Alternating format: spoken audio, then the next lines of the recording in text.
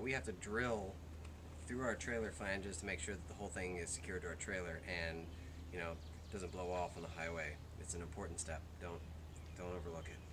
Anyway, I want to just share with you what we're doing. I'm going to start with a 4th inch bit, if you didn't hear that.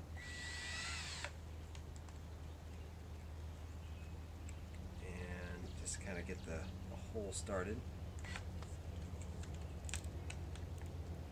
This nifty drill, it doesn't need a chuck. It's also cordless. And I'm going to use this 3-in-1 multi-purpose oil. You can use transmission fluid if it's the right grade and such, but I just chose this because it can do a number of other things, including like clean and lubricate other devices you have. Anyway, so this is my mark. You can't probably see it because it's in pencil, but this is exactly where I need this to go. I'm going to start it with the 4th inch bit, and then I'm going to go back with the 1/2 inch bit. So just keep watching while I drill.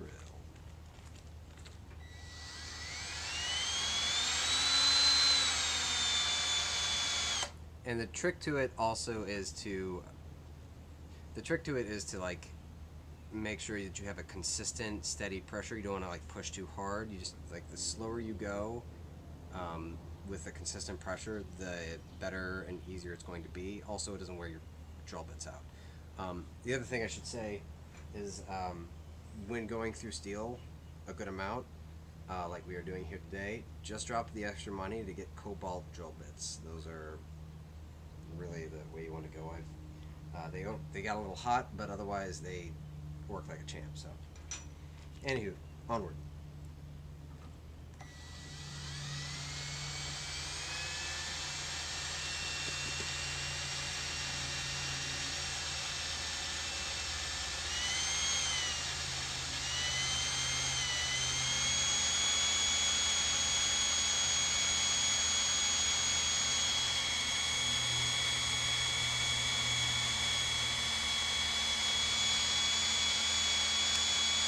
Riveting stuff, folks. Actually, rivets were the original drilling through steel. Fun fact. I made a pun. And occasionally you want to hit it again just to make sure that that friction doesn't build up and wear your drill bit down. If you have a partner, like I do, they can just kind of sit on the side and squirt it in occasionally as it starts to smoke or something. But definitely make sure it's an oil that's not combustible, because it will combust, and it's a bad idea. I mean, not that anything here is flammable outside of me, but don't do that. You're flammable? Yes. Noted.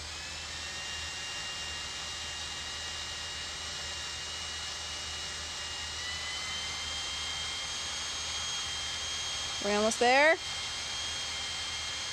Journey to the center of the earth.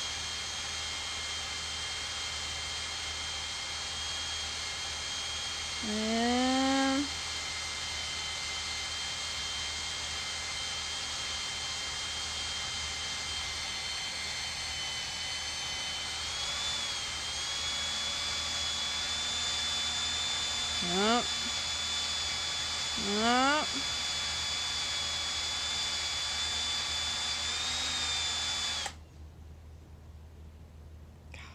suspense is killing me.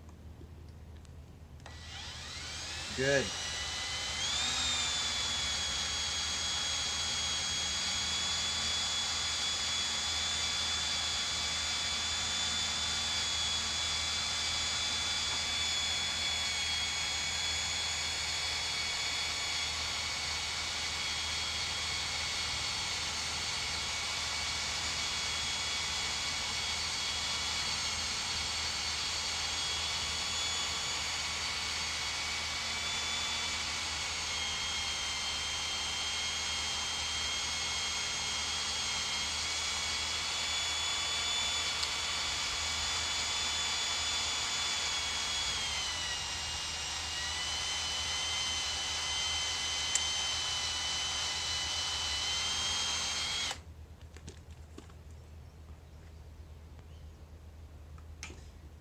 exactly quick. I'm gonna put a time lapse on this.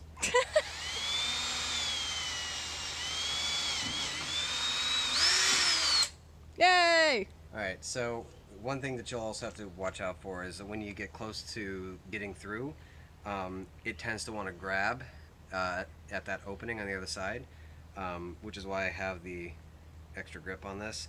You don't have to do that, but I recommend it so that way you just have a little more protection about getting gut punched by the drill when it ever snags.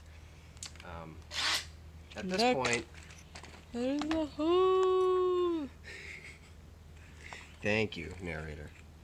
Well, a lot of people I read on these tiny house blogs, they're pretty intimidated to drill through metal. And I don't blame you. It is a much more intimidating material than wood.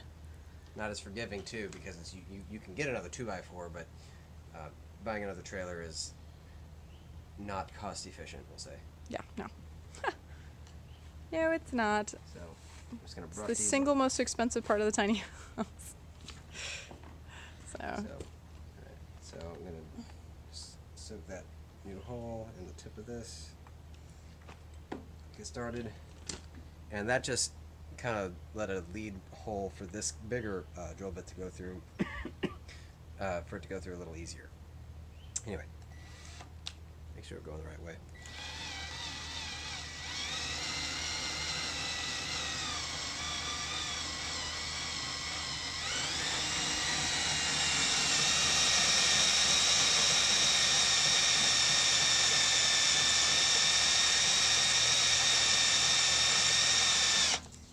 You see it smoking there? Needs a little love.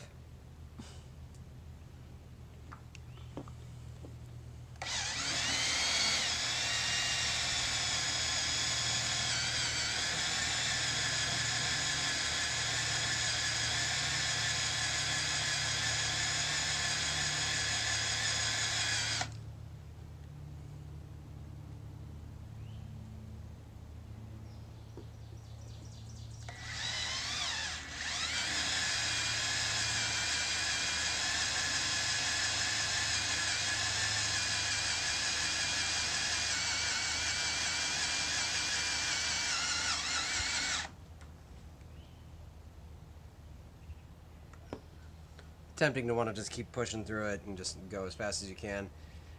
Don't do that for the sake of your tools.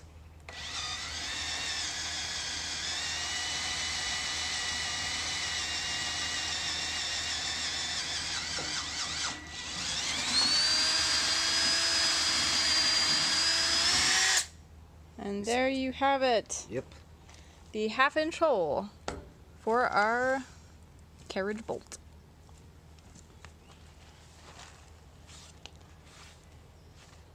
And you saw how it snagged there. That's what happens when right before it gets through the other side. So just want to make sure you got a good hold on it. Otherwise, that's how you drill through a steel trailer.